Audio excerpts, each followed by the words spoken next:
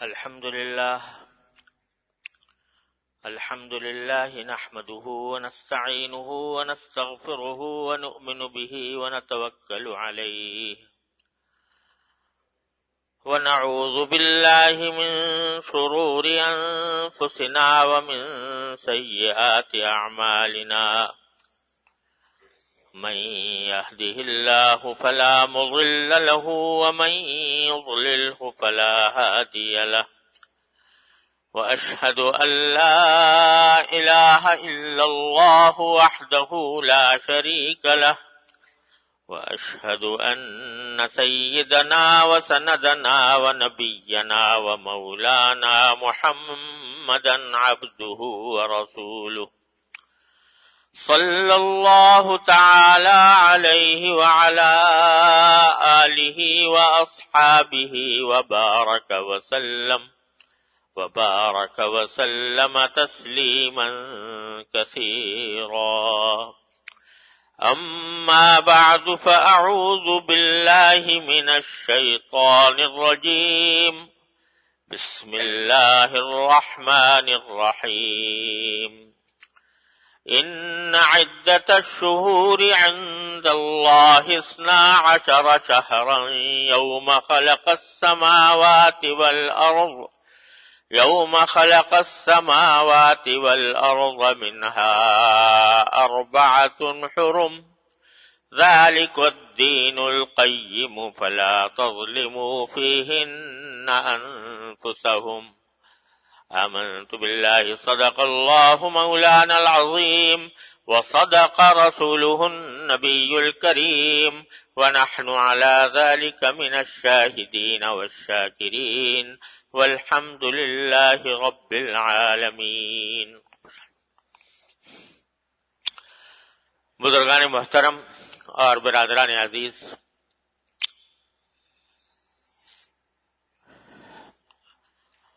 چونکہ محرم کا مہینہ چل رہا ہے اور چند دن کے بعد عاشورہ کا دن آنے والا ہے، اس لیے میں نے جو قرآن کریم کی مختلف سورتوں کی تفسیر کا سلسلہ شروع کیا تھا اس کو اس جمعہ کے لیے موقوف کر کے کچھ باتیں محرم کے بارے میں عرض کرنی ہے. یہ محرم کا مہینہ اللہ تبارک و تعالی نے اس کو ایک خصوصی حرمت عطا فرمائی ہے، اسی لیے اس کو محرم کہا جاتا ہے. محرم کے معنی عربی زبان میں ہوتے ہیں وہ چیز جس کو حرمت بخشی گئی ہو. حرمت کے معنی عظمت، تقدس، پاکیزگی. جس چیز کو حرمت بخشی گئی ہو اس کو محرم کہتے ہیں عربی زبان میں.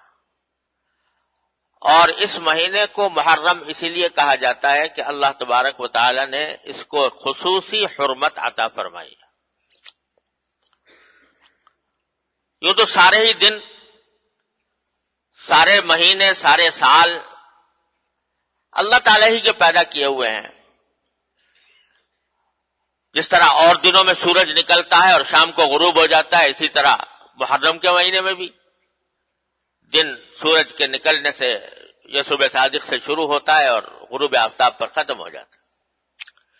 لیکن اللہ تبارک و تعالی نے کسی خاص دن کو یا کسی خاص مہینے کو اپنی طرف سے ایک خصوصی تعلق عطا فرما دیا یہ میرا ہے،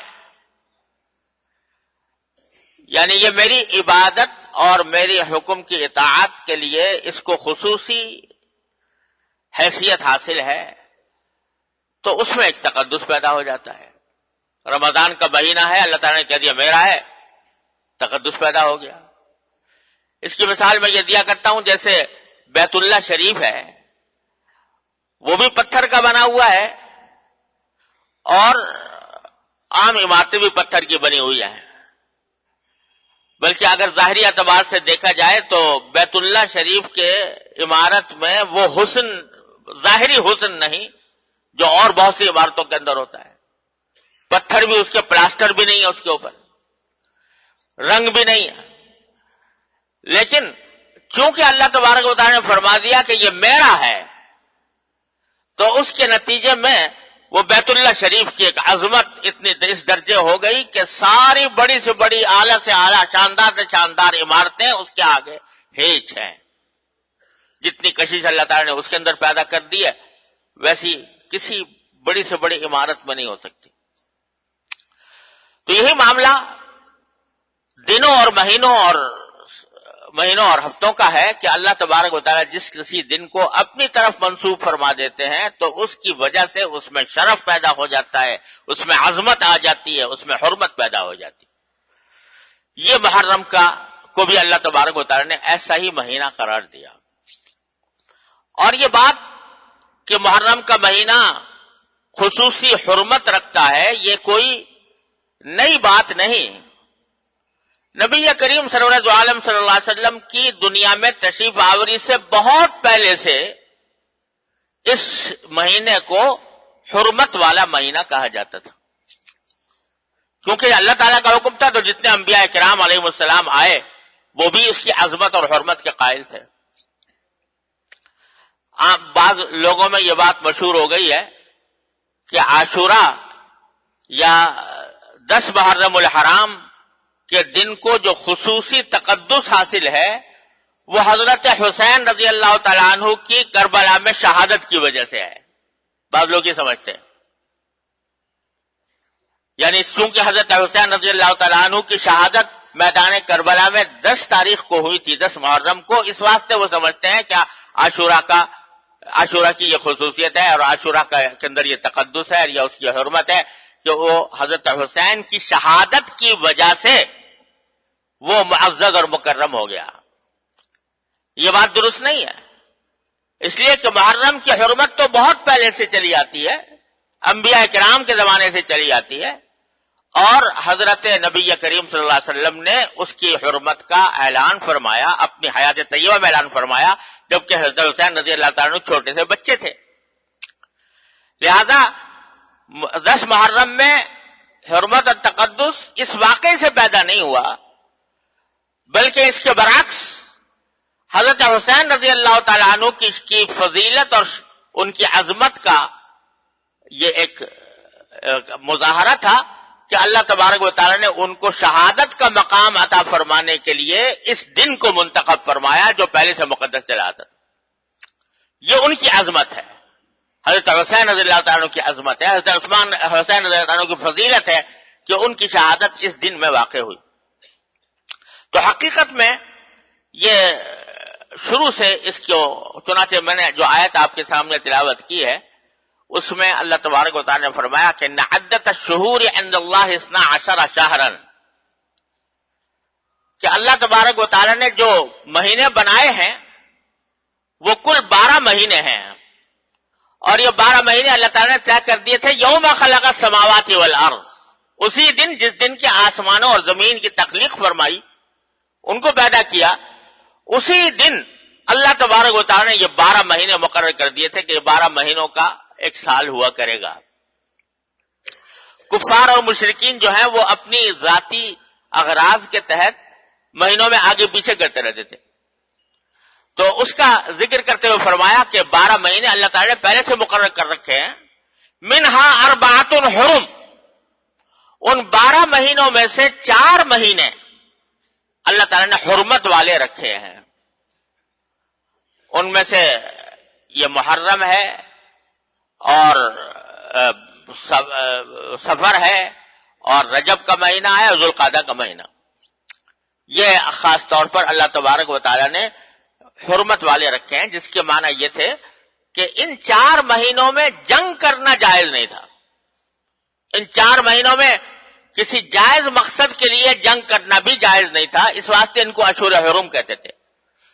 اور جاہلیت کے زمانے میں جو مشرکین تھے وہ بھی ان 4 مہینوں کی حرمت کے قائل تھے، اور وہ بھی یہ کہتے تھے کہ ان دنوں میں لڑائی کرنا حرام ہے، کیونکہ حضرت ابراہیم علیہ السلام کے وقت سے یہ بات چلی آتی تھی کہ ان 4 مہینوں میں لڑنا حرام ہے، اور ابراہیم علیہ السلام کے دین کی بہت سی باتیں مشرکین کے اندر چلی آتی تھی، ان میں سے ایک بات یہ بھی تھی. لیکن اس کے لیے انہوں نے ہیلا نکالا تھا کہ اگر لڑتے لڑتے مثلا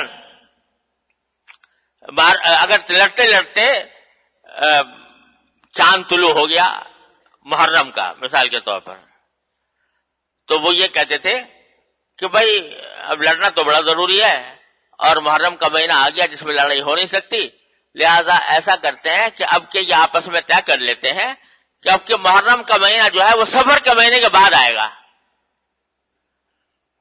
یہ جو مہینہ اب شروع ہو رہا ہے چاند، یہ محرم کے بجائے ہم اس کو صفر کا مہینہ قرار دے دیتے ہیں، اور پہلے صفر آئے گا اور پھر محرم آئے گا. یہ آپس میں طے کر لیتے تھے.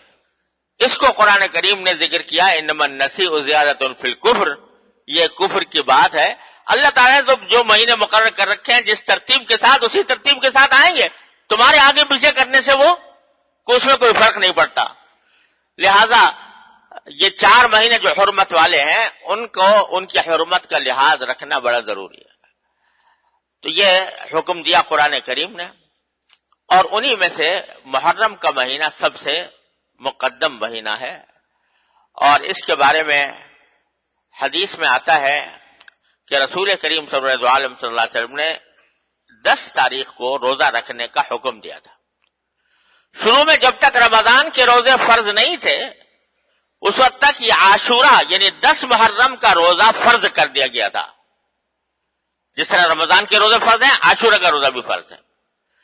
لیکن بعد میں جب رمضان کا حکم آ گیا اور رمضان کے روزے فرض کر دیے گئے تو عاشورہ کی فرضیت ختم کر دی گئی. اب فرض نہیں ہے، لیکن اس کو باعث اجر، باعث فضیلت، باعث ثواب قرار دیا گیا. یہاں تک کہ ایک حدیث میں رسول کریم سرور دو عالم صلی اللہ علیہ وسلم نے فرمایا کہ 10 تاریخ کا جو یہ روزہ ہے 10 محرم کا، اس کے بارے میں مجھے اللہ تعالیٰ کی رحمت سے امید یہ ہے کہ جو شخص یہ 10 تاریخ کا روزہ رکھے تو اللہ تبارک و تعالیٰ اس کے 1 سال کے گناہوں کا کفارہ کر دیتے ہیں. 1 سال کے گناہوں کا کفارہ کرتے ہیں. یہاں میں بتا دوں کہ جن جن اعمال کے لیے یہ فرمایا جاتا ہے کہ یہ گناہوں کا کفارہ کر دیتے ہیں، اس سے مراد صغیرہ گناہ ہے. کبیرہ گناہ کا قاعدہ یہ ہے کہ بغیر توبہ کے معاف نہیں ہوتے، اور حقوق العباد، بندوں کے جو حقوق ہیں وہ صرف توبہ سے بھی معاف نہیں ہوتے، اور ان اعمال سے بھی معاف نہیں ہوتے جب تک کہ صاحب حق کو اس کا حق ادا نہ کر دیا جائے، حقدار کو اس کا حق نہ پہنچا دیا جائے، یا وہ خوشی سے، خوش دلی سے معاف نہ کر دے، اس وقت تک وہ معاف نہیں ہوتا.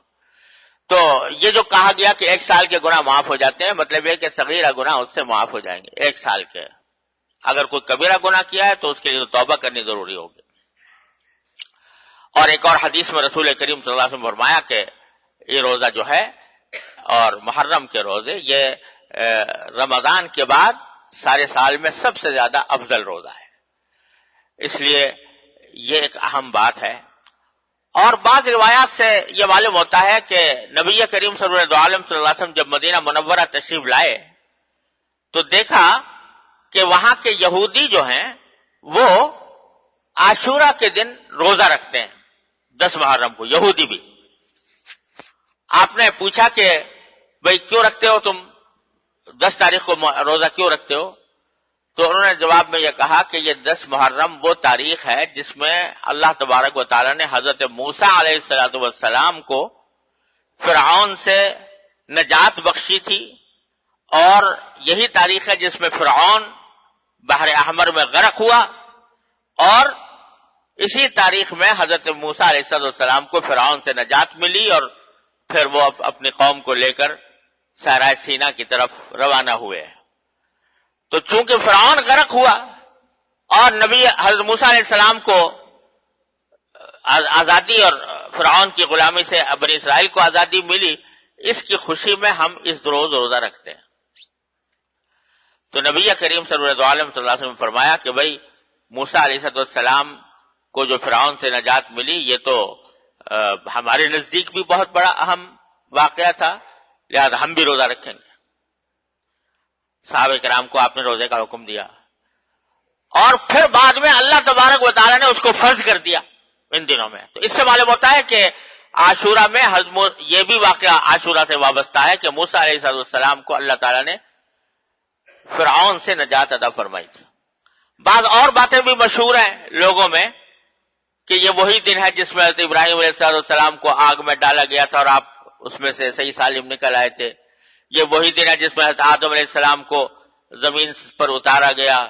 یہ وہی دن ہے جس میں نوح علیہ السلام کی کشتی جو ہے وہ طوفان سے نجات پا کر کسی پہاڑ پر آ کر ٹک گئی.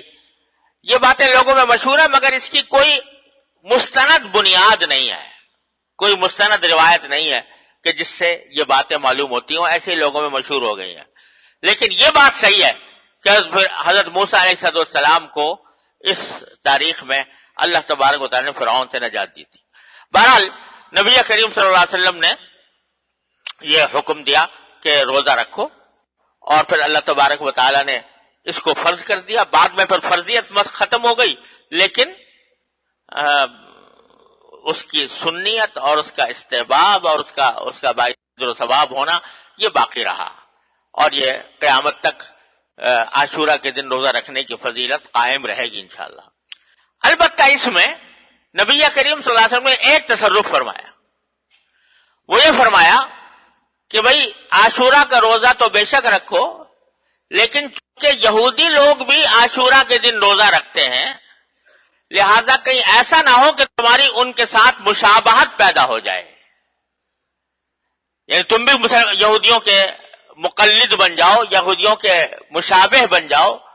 تو ان کی مشابہت کو ختم کرنے کے لیے آپ نے فرمایا کہ صرف تنہا عاشورہ کا نہ رکھو بلکہ اس کے ساتھ 9 تاریخ کو یا تو ملا لو یا 11 تاریخ کو ملا لو, یعنی 9 تاریخ کو ملا کر 9 اور 10 کا روزہ رکھو, یا 11 تاریخ کو ملا کر 10 اور 11 کا روزہ رکھو. ایک دن کے بجائے 2 دن رکھو تاکہ یہودیوں کے ساتھ مشابہت پیدا نہ ہو. اس سے آپ اندازہ لگائیے کہ نبی کریم صلی اللہ علیہ وسلم کو اس بات کی کتنی فکر تھی کہ کسی خیر کے کام میں بھی, بھلائی کے کام میں بھی مسلمانوں کو مسلمانوں کے اندر مشابہت پیدا نہ ہو یہودیوں جیسی یا غیر مسلموں جیسی.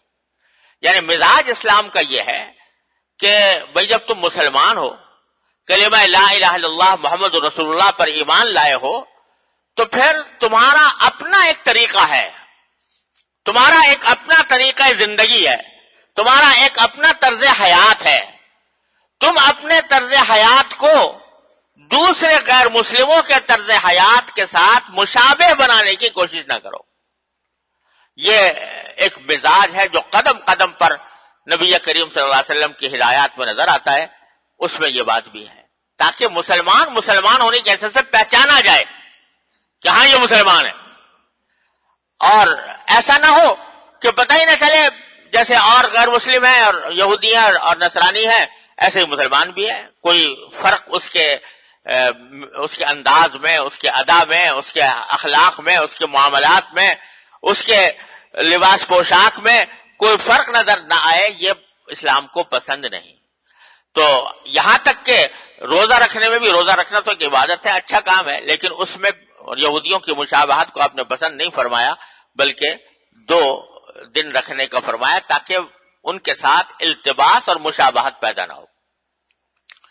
تو اب بھی اگر اسی وجہ سے حکم یہ ہے کہ بہتر یہ ہے کہ جب آدمی روزہ رکھے تو 9 یا 11 کو ساتھ ملا کر 2 دن رکھے. لیکن اگر کوئی شخص فرض کرو نہیں رکھ سکا 9 تاریخ کو اور 11 تاریخ کو بھی رکھنے کا موقع نہیں ہے, صرف تنہائی روزہ رکھ لے عاشورہ کا, تو یہ بھی کوئی گناہ نہیں ہے, یہ بھی کوئی حرام نہیں ہے. بہتر یہ ہے, افضل یہ ہے کہ اس کے ساتھ ایک روزہ ملا کر رکھے. ایک بات تو یہ عرض کرنی تھی. دوسری بات جو اسی آیت کریمہ میں جو میں نے آپ کے سامنے تلاوت کی ہے, اللہ تبارک و تعالیٰ نے ایک عجیب و غریب جملہ ارشاد فرمایا کہ دیکھو تمام مہینے جو اللہ نے مقرر فرمائے ہیں وہ 12 مہینے ہیں جن میں سے 4 حرمت والے ہیں. تو پھر آگے جملہ ہی فرمایا فَلَا تَظْلِمُوا فِيهِنَّ أَنفُسَكُمْ, کیونکہ یہ حرمت والے مہینے ہیں تو خاص طور پر ان مہینوں میں اس بات کا خیال کرو کہ تم اپنی جانوں پر ظلم نہ کرو، اپنی جانوں پر ظلم نہ کرو۔ یہ بڑا وسیع اور بڑا ہی عام قسم کا ارشاد ہے جو اللہ تبارک و تعالیٰ نے ارشاد فرمایا کہ دیکھو ویسے تو کبھی بھی اپنی جان پر ظلم نہیں کرنا چاہیے، لیکن ان 4 مہینوں میں خاص طور پر جو حرمت والے مہینے ہیں اپنی جان پر ظلم نہ کرو۔ اب یہ اپنی جان پر ظلم کرنے کا کیا مطلب ہے؟ یہ ایک ایسا ہماگیر اور وسیع لفظ ہے کہ اس کے بہت سارے مفہوم ہیں۔ ایک مفہوم تو اس کا یہ ہے جو قرآن کریم میں بکثرت استعمال ہوا ہے کہ بھئی اس بات کا خاص خیال رکھو کہ خاص طور سے ان مہینوں میں کوئی گناہ کا کام، نافرمانی کا کام سرزد نہ ہو، کیونکہ قرآن کریم نے کئی مقامات پر گناہ کو اپنی جان پر ظلم کرنے کے معنی میں استعمال کیا ہے۔ وَلَوْ أَنَّهُمْ إِذَا فَعَلُوا فَاحِشَةً أَوْ ظَلَمُوا أَنفُسَهُمْ فَاسْتَغْفَرُوا اللَّهَ ذَكَرُوا اللَّهَ فَاسْتَغْفَرُوا لِذُنُوبِهِمْ، یہ قرآن کریم میں فرمایا کہ اگر کسی سے کوئی ایسا ناجائز کام سرزد ہو جائے یا وہ اپنی جان پر ظلم کر بیٹھے یعنی گناہ کر بیٹھے تو پھر وہ مایوس نہ ہو بلکہ اللہ تبارک و تعالیٰ کو یاد کر کے اس سے معافی مانگے اور اللہ تبارک و تعالیٰ معاف فرما دے۔ وَمَن يَغْفِرُ الذُّنُوبَ إِلَّا اللَّهُ، اللہ تعالیٰ کے سوا کون ہے جو گناہوں کو معاف کرتے؟ تو اللہ تعالیٰ فرماتے ہیں کہ یہ اگر کبھی ہو جائے تو کسی مومن سے تو کوئی گھبرانے کی اور پریشانی کی بات نہیں ہے، مایوسی کی بات نہیں ہے، فوراً اللہ تعالیٰ کی طرف رجوع کر کے استغفار کر لو، توبہ کر لو، پاک ہو جاؤ گے۔ تو جان پر ظلم کرنے کے ایک معنی ہے گناہ کرنا۔ تو کیا مطلب ہے کہ اور دنوں میں بھی گناہ سے پرہیز کرنا چاہیے، لیکن ان مہینوں میں خصوصی طور سے گناہ سے پرہیز کرو، اپنی زبان کی حفاظت کرو کہ غلط بات، جھوٹ نہ بولے، غیبت نہ نکلے، رشوت نہ لو، اور نگاہ کی حفاظت کرو کہ غلط جگہ پر نہ پڑے، کانوں کی حفاظت کرو کہ غلط بات نہ سنے وغیرہ۔ ان تینوں میں گناہوں سے بچنے کا خصوصی اہتمام کرو۔ ایک تو یہ معنی ہے اس کے۔ دوسرے معنی اس کے یہ ہے کہ جسمانی اپنے جسم کو کوئی جسمانی تکلیف بھی نہ پہنچاؤ، جیسے کہ بعض لوگ اس زمانے میں حضرت حسین رضی اللہ تعالیٰ عنہ کی شہادت کے واقعے پر خود اپنی جانوں پر ظلم کیا کرتے ہیں کہ اپنا سینہ پیٹ رہے ہیں، اپنے آپ کو زخمی کر رہے ہیں۔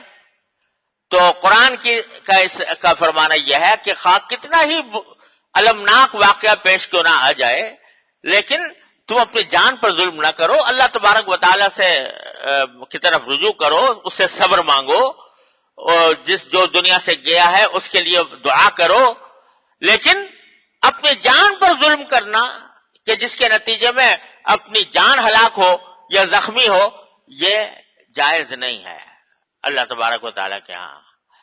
کیوں؟ اس لیے کہ یہ جان تمہیں جو دی گئی ہے، تمہارا جو یہ وجود ہے، یہ تمہارا نہیں ہے، یہ اللہ تبارک و تعالیٰ کا دیا ہوا ہے، اللہ تعالیٰ کی طرف سے تمہارے پاس امانت ہے۔ اس امانت کا حق یہ ہے کہ تم اس کا حق ادا کرو۔ اس کا کیا حق ادا کرو؟ کہ بلا وجہ اس کو خطرے میں نہ ڈالو، بلا وجہ اس کو تکلیف میں نہ ڈالو، بلا وجہ اس کو ہلاکت میں نہ ڈالو۔ یہ جو خودکشی کو حرام کیا گیا ہے شریعت میں، اس کی کیا وجہ ہے؟ بھئی کوئی کہہ سکتا ہے میں اپنی جان، میری جان ہے، میرا جسم ہے، میں اپنے آپ کو اس دنیا سے آزاد کرنا چاہتا ہوں، میں اپنے آپ کو ہلاک کر لیتا ہوں، خودکشی کر لیتا ہوں، تو بظاہر تو کوئی اس میں خرابی نظر نہیں آتی۔ بھئی میری جان ہے، میں جانوں، میرا نقصان نفع میرا ہے، کسی اور کو اس میں دخل دینے کی کیا ضرورت؟ لیکن اللہ تعالیٰ فرماتے ہیں نہیں، یہ جان تمہاری نہیں ہے، یہ میری عطا ہے، میری طرف سے تمہیں امانت دی گئی ہے۔ اس امانت کا حق یہ ہے کہ جب تک میں اس کو زندہ رکھ رہا ہوں اس وقت تک تمہیں اس کو ہلاک کرنے کا حق نہیں پہنچتا۔ تو خودکشی کرنا حرام ہے۔ اللہ تبارک و تعالیٰ نے قرآن کریم میں بھی حرام کیا، رسول کریم سرور عالم صلی اللہ علیہ وسلم نے بھی متعدد احادیث میں اس کو واضح طور پر حرام قرار دیا کہ کوئی شخص اپنی جان کو ہلاک کر لے۔ تو اصل بات یہ ہے کہ ہم بسا اوقات غلطی یہ کرتے ہیں کہ اپنی جان کو اپنا سمجھنا شروع کر دیتے ہیں. یہ ہمارا ہے, ہماری جان ہے, لہذا ہم اس کے ساتھ جو چاہیں کریں, اس کو جس طرح چاہیں استعمال کریں, جس طرح چاہیں ہلاک کریں, جس طرح چاہیں اس کو مشقت میں ڈالیں, جس طرح چاہیں اس کو پریشانی میں ڈالیں. یہ اللہ تبارک و تعالیٰ کے حکم کی خلاف ورزی ہے, نبی کریم سرور عالم صلی اللہ علیہ وسلم کے احکام کی خلاف ورزی ہے. ایک حدیث میں آتا ہے کہ نبی کریم سرور عالم صلی اللہ علیہ وسلم کو اطلاع ملی کہ حضرت عبداللہ ابن عمر ابن عاص رضی اللہ تعالیٰ عنہ, بڑے مشہور صحابی ہیں, ان کے بارے میں اطلاع ملی کہ وہ مسلسل روزے رکھتے ہیں, ہر روز روزے رکھتے ہیں, اور رات کو جب گھر میں آتے ہیں تو بس کھڑے ہو جاتے ہیں تہجد پڑھنے کے لیے, اور ساری رات نماز میں گزار دیتے ہیں. تو رات کو سوتے نہیں اور دن میں کھاتے نہیں. ان سے کسی نے پوچھا کہ آپ ایسا کیوں کرتے ہیں, تو انہوں نے کہا کہ بھئی رسول کریم صلی اللہ علیہ وسلم کو تو اللہ تعالیٰ نے بڑا اونچا مقام دیا ہے, آپ سے تو کوئی غلطی سرزد نہیں ہو سکتی, لیکن ہم تو گناہگار لوگ ہیں, لہذا ہم سے اپنی گناہگاری کی وجہ سے ہمیں چاہیے کہ زیادہ سے زیادہ عبادت کریں. تو عبادت میں ہم دن بھر میں روزہ رکھتا ہوں اور رات کو ساری رات کھڑا رہتا ہوں اللہ تعالیٰ کی بارگاہ میں. سرکار دو عالم صلی اللہ علیہ وسلم کو جب خبر ملی تو آپ نے ان کو بلایا اور بلا کر فرمایا کہ عبداللہ ابن عمر, مجھے پتہ لگا ہے کہ تم سارے مسلسل روزے رکھتے ہو اور ساری رات نماز پڑھتے ہو, تو کیوں ایسا کرتے ہو؟ تو انہوں نے یہی بات کہی کہ یا رسول اللہ, مجھے خیال ہے کہ میں اپنی نیکیوں میں اضافہ کروں, پتہ نہیں کتنے گناہ ہوں گے وہ اس طرح معاف ہوں گے.